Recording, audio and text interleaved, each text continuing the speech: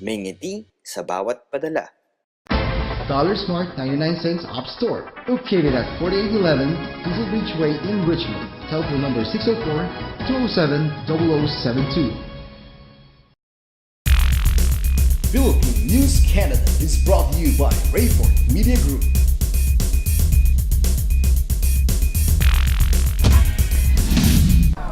Hello mga kabayan, narito na ang pinalawak at pinalakas na coverage ng Philippine News Canada, Balitang Vancouver, Nationwide. Mga pangunahing balitang nakalap ng aming news team para sa linggong ito. Mula sa silid balitaan ng Philippine News Canada, kasama ang aming mga field reporters and news correspondents, ako po si Rosette Correa. Ito ang Philippine News Canada, Balitang Vancouver.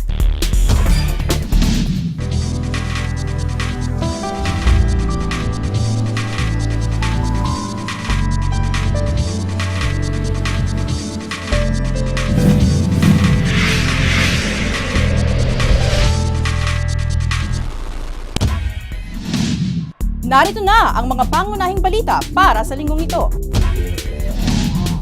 Duterte ni-reappoint ang nireject ng COA. Bagyong Krising nagdulot ng matinding pagbaha. Mga gas station sa downtown Vancouver isasara na. Composer Willie Cruz yumao na. Nag-issue si Pangulong Rodrigo Duterte ng interim appointments sa ilang mga miyembro ng kanyang gabinete. Ito ay agad-agad niyang inanunsyo sa kanyang pagbabalik galing sa Middle East. Narito ang report mula sa Malacanang.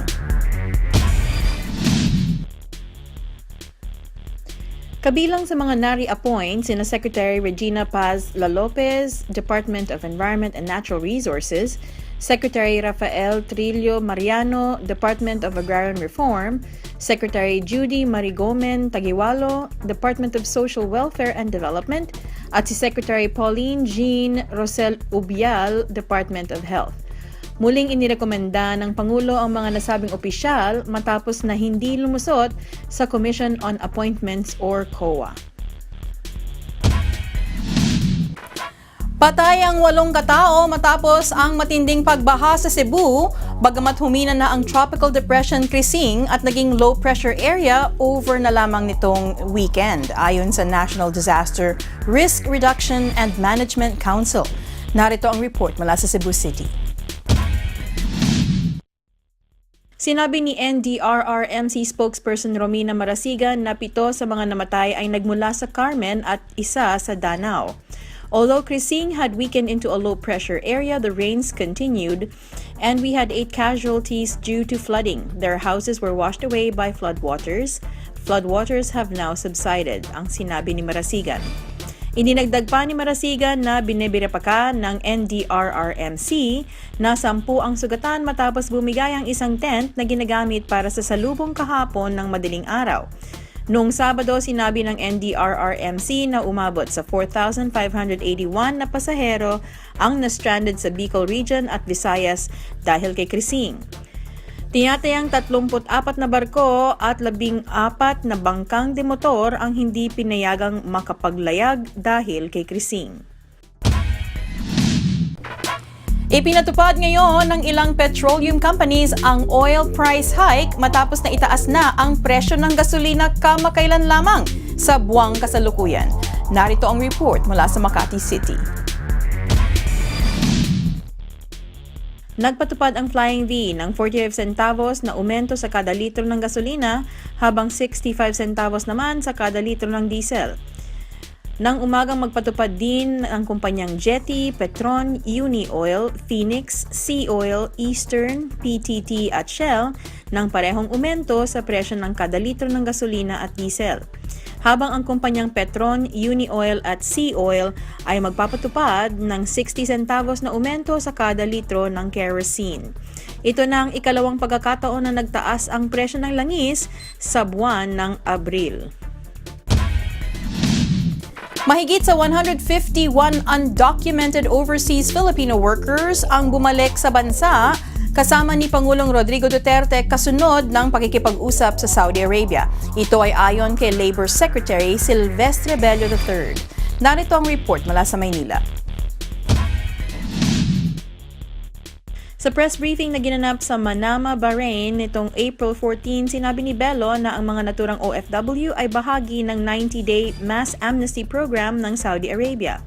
Nilinaw naman ni Bello na ang 400 na manggagawa ay sa Riyadh lamang at 250 ang nag-avail sa amnesty program. Kabilang din ang mga pinayagang pauwiin ng Saudi Arabia na 116 na mga runaway overseas Filipino workers na nagkakanlong sa bahay kalinga o tinatawag ding shelter ng mga tumakas na OFW sa kanilang mga employer. Dagdag pa ni Bello na maaantala lamang ang ilang libong OFW dahil marami sa kanila ang hindi pa pinapasweldo ng employer. Nag-alok din si Saudi King Salman bin Abdul Aziz Al Saud ng eroplano na magdadala sa 200 OFWs pabalik sa Pilipinas, ani ni Bello. Ang transport ng mga natitirang manggagawa ay sasagutin ng bansa. Sa paglapag sa Saudi ni Duterte nitong April 14, sinabi umano ni Eric Arribas, ang Philippine Consul General sa Riyadh, na may 5,000 undocumented Filipinos ang makikinabang sa amnesty. Ang amnesty namang binibigyan nila sa mga pagkakataon na umuwi sa Pilipinas at makabalik din dito sa Saudi pero meron ng papel, may visa ng maayos, ang sinabi pa ni Arribas. We have an ongoing program for the repatriation of our distressed nationals. Pinapangako ko yan sa inyo. Gagawin natin araw-araw. We will have to spend money. I will look for the money. You can now be with your family and loved ones. We know your hard work and sacrifice. I have directed relevant government agencies to assist you as you turn in your chapter of your life. Salamat sa tulong na inyong naibigay sa bayan. Hey guys, I'm Ruby MacDonald. Nandito tayo ngayon sa Trump Hotel to celebrate Remedios and Company Law Firm 28th anniversary and also for business networking event, and it's going to be benefiting the BC Children's Hospital. So come join me and let's go inside. With nothing to do with Canada. So that became really fun. Our language skills have proven to be invaluable, and we've developed a team approach to service our offshore clients. Nagpunta kami sa business networking event and 20th anniversary ng Remedios and Company. Ito ay ginanap sa Trump Tower sa Vancouver. Nagsama-sama ang mga different companies para supportahan ang event na ito, na organized by none other than Remedios and Company.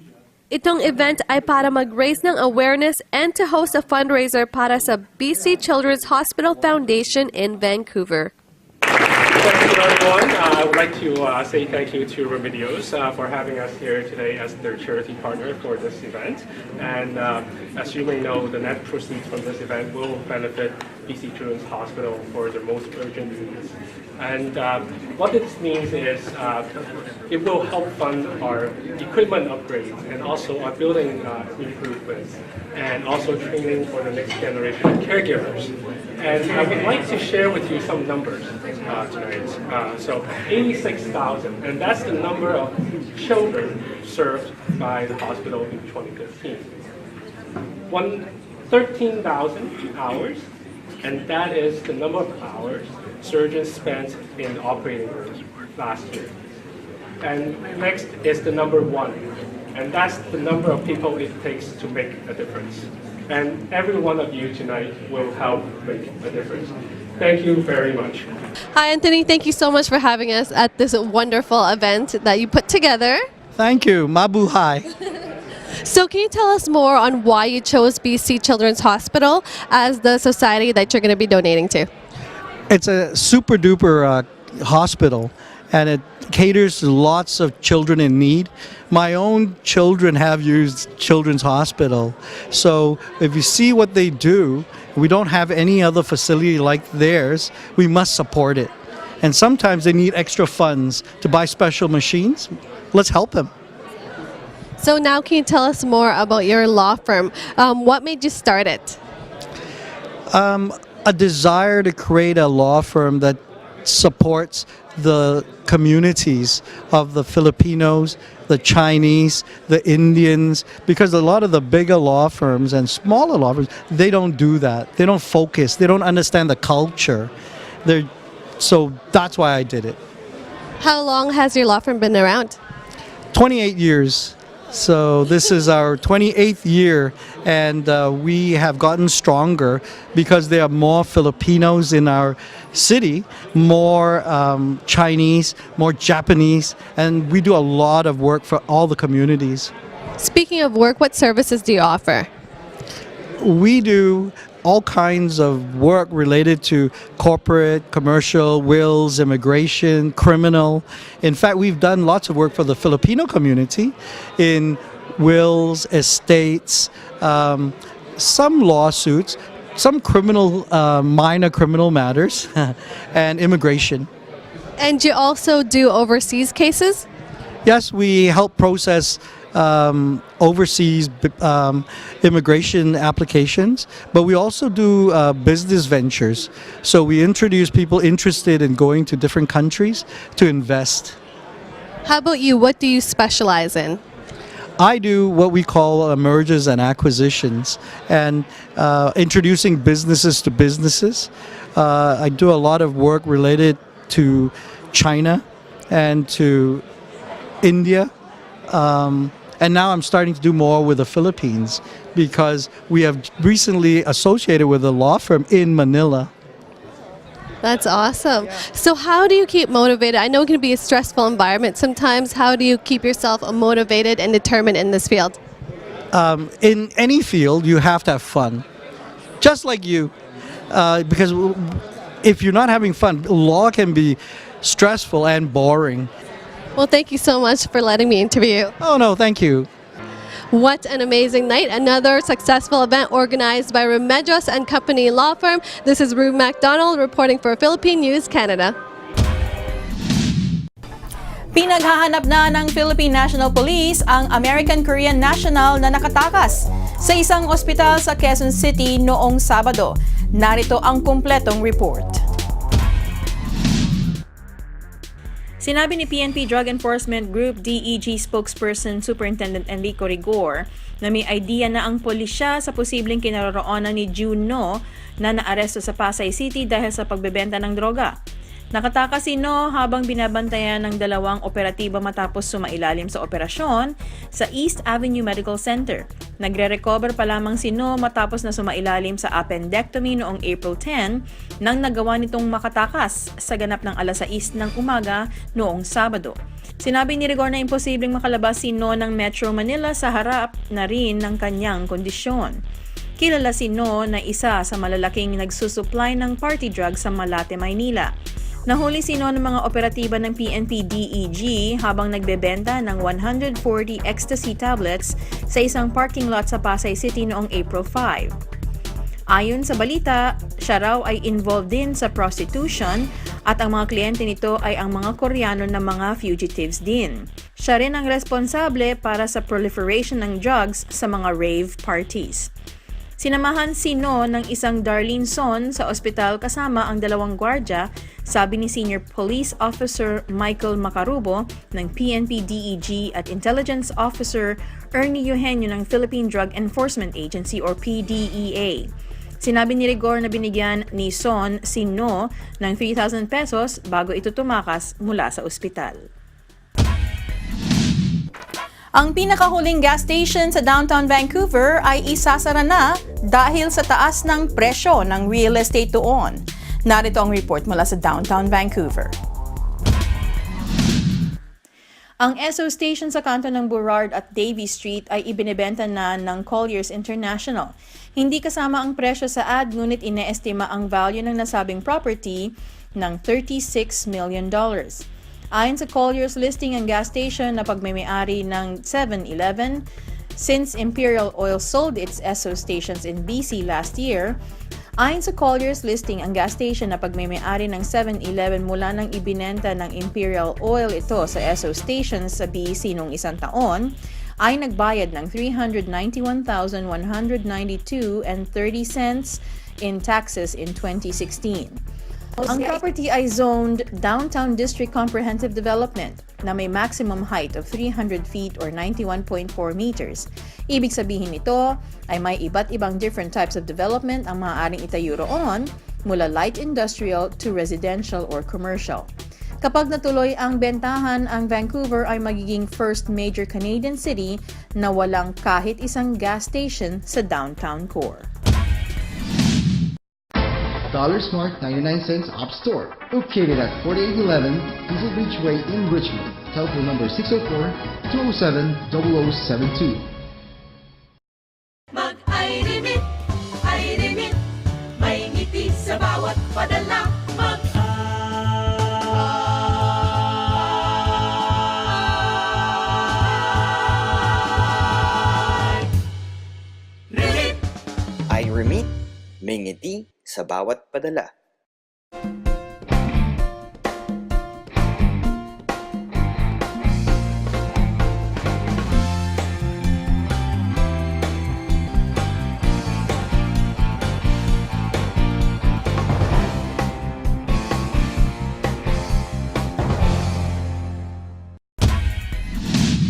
Nagbayad si dating Senator Ferdinand Bongbong Marcos Jr. ng 36 million pesos sa Korte Suprema bilang unang bahagi ng kanyang kailangang bayaran para sa kanyang inihaing protesta laban kay Vice President Leni Robredo. Ito ay bahagi ng 195 million pesos na kailangan niyang bayaran upang buksan lahat ng election documents. Narito ang report mula sa Maynila. Ayon sa abogado ni Leni Robredo, kailangan magbayad ni Marcos ng 500 pesos per precinct upang mabilang lahat muli ang mga boto. May mga 95,000 precincts sa buong bansa, kaya't dumating sa ganung presyo ang kanyang babayaran. Galing ako sa Office of the Clerk of Court at ako ay nag-comply sa order na bayaran ang first tranche para sa protest ko. Kahit na meron kaming mga disagreement sa pagkakalkula dahil pinagbabayad kami ng kahit Semana Santa, sinabi ni Marcos. Idinagdag ni Marcos na lumipas na ang halos isang taon ngunit hindi pa rin nalalaman ang totoong nanalo sa pagka-vice-presidente. Ayon sa kanya, ang magigiting na justices ay dapat simulan ng proseso ng paghusga kung sino talaga ang nanalo sa nakaraang halalan. Nauna nang inatasan ng Supreme Court na tumatayo bilang Presidential Electoral Tribunal si Marcos na magbayad ng kabuuang 66.2 million pesos para sa mga precincts na kanyang kine-question. Inatasan naman si Robredo na magbayad ng 15.6 million. Kaagad bumuhos ang pakikidalamhati particular ng mga local performers kasunod ng pagpanaw ng kilalang kompositor na si Willie Cruz o Wilfredo Buencamino Cruz sa tunay na buhay. Narito ang report mula sa Maynila.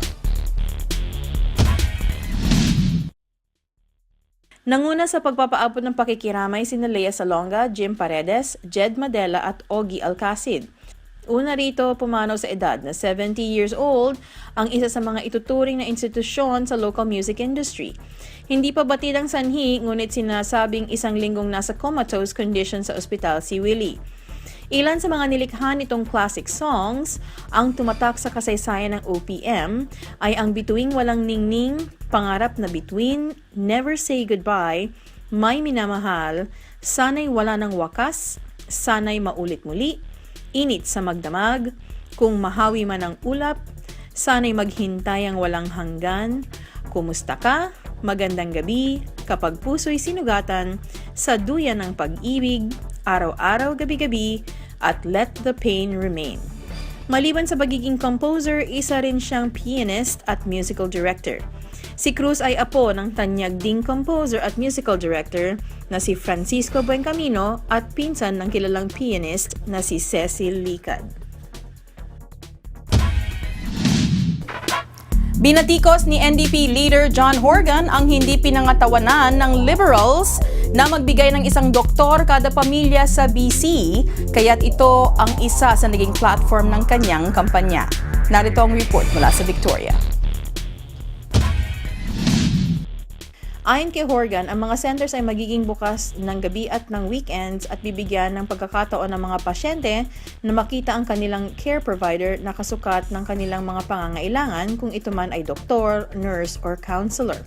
Sinabi ni Horgan na ang mga liberal ni Christy Clark ay pumalpak sa pagbigay ng healthcare, lalo na't naghihintay ang ilang mga pasyente ng maraming oras sa walk-in clinics or emergency rooms. Ayon sa NDP, 700,000 ang walang family doctor at 200,000 ang naghahanap pa. Nangako si Horgan sa kanyang kampanya sa Burnaby kasama ang ilang residente na wala pang doktor. Ayon kay Sky Belt, may kaibigan siyang ilang beses nang pabalik-balik sa walk-in clinic at sinabihang may anxiety siya, ngunit sa huli ay nalaman na siya ay may cancer. Nangako ang mga liberal noong 2013 na magbibigay sila ng family doctor sa bawat residente ng BC, ngunit ito ay umamin na hindi nila ito nagawa noong 2015. Umaabot sa kabuuang $925 million ng mga negosyo at mga kontrata ang inuwi ni Pangulong Rodrigo Duterte at ng kanyang delegasyon mula sa kanyang pagbisita sa mga bansa sa Middle East. Narito ang report mula sa Malacanang. Ang mga naturang kasunduan at nilagdaan sa pagitan ng mga negosyanteng Pilipino at mga taga-Middle East. Ayon kay Trade Secretary Ramon Lopez, kabilang sa mga kasunduan ay may kinalaman sa larangan ng pharma generics, property development, medical tourism, agri-industrial ecozones at tourism. Sa Saudi Arabia na unang bumisita ang Pangulong Duterte at nagkapirmahan ng $469 million na halaga ng investment sa pagitan ng Pilipinas at ng naturang bansa. Sa Bahrain, nagkaroon rin ng lagdaan na aabot sa $250 million na kasunduan. Nasa $206 million na halaga ng kasunduan naman ang pinirmahan sa pagitan ng mga negosyante mula sa Qatar at sa Pilipinas. Inaasahang magbubukas ng hanggang 26,000 na trabaho para sa mga Pinoy ang mga naturang kasunduan. Aminado naman si Lopez na maraming mga kontrata at kasunduan ang nabuo na may ilang taon nang nakaraan, ngunit nalagdaan lamang sa ilalim ng Duterte administration. Walang pakundangang binatikos ni Pangulong Rodrigo Duterte ang kanyang mga kritiko nang ihayag ang kanyang saloobin at sama ng loob nang humarap sa Filipino community sa Lusail Sports Arena sa Lusail, Qatar. Narito ang kabuuan ng report. Lusiotan has almost $30 billion. He has to pay. He has to pay. Ang inquirer ang may-ari ng Dunkin' Donuts. About 5 years ago, they were assessed $1.8 billion taxes. Maniwala ka hindi. Inapil nila, inikot, pabalik. Pagdating kay Inares, they were only assessed $8 million for damage. Pinagbabayad ng buwis ni Pangulong Rodrigo Duterte ang multi-billionaire businessman na si Lucio Tan. Sa talumpati ni Pangulong Duterte sa Filipino Community Meeting sa Doha, sinabi nitong kailangan niyang mangolekta ng buwis para may maipanggastos ang gobyerno sa iba't ibang programa. Gayunman, hindi tinukoy ni Pangulong Duterte kung magkano ang kinakailangang bayaran ni Lucio Tan sa gobyerno.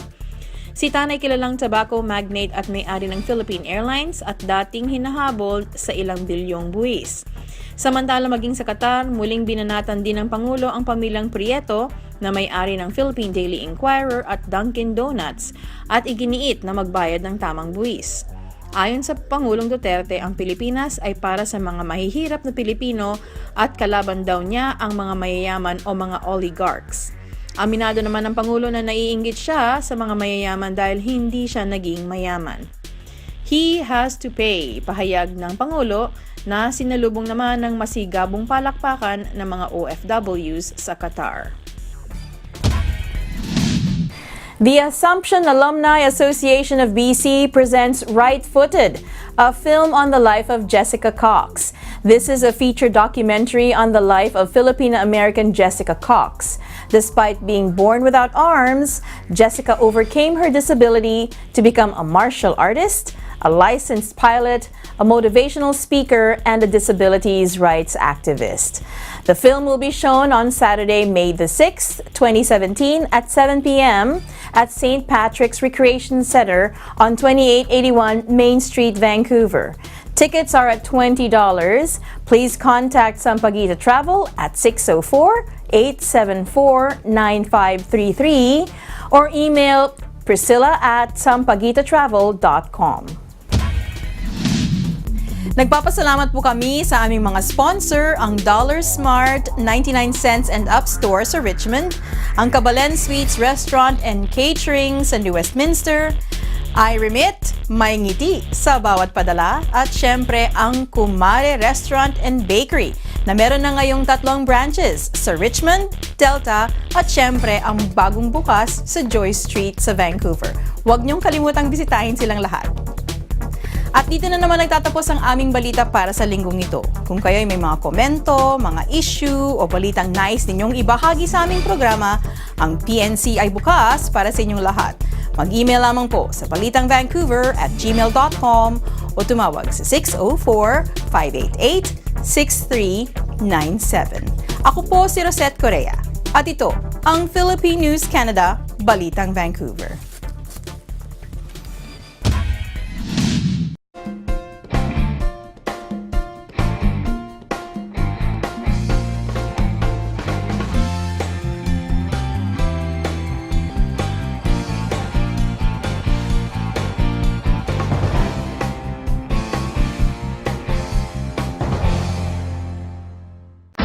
Dollar Smart 99 cents Op Store, located at 4811 Diesel Beach Way in Richmond. Telephone number 604-207-0072. Mag-iRemit, iRemit, may ngiti sa bawat padala.